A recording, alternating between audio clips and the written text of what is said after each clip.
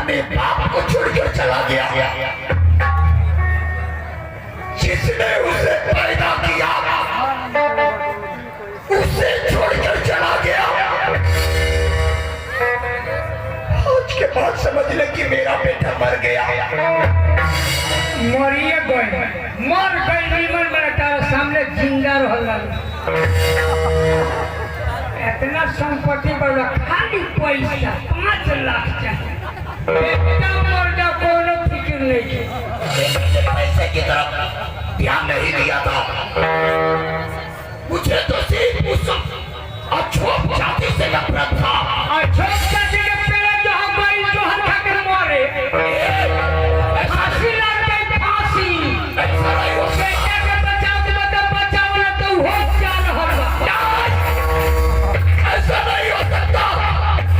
मेरा बेटा नहीं, ऐसा नहीं हो सकता।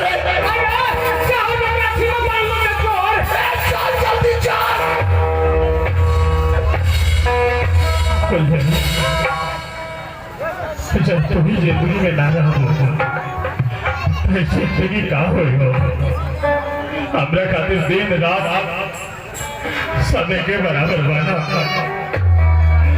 तो हमरा से दूर वाले जा सके लोग, लेकिन हमरा दिल से ना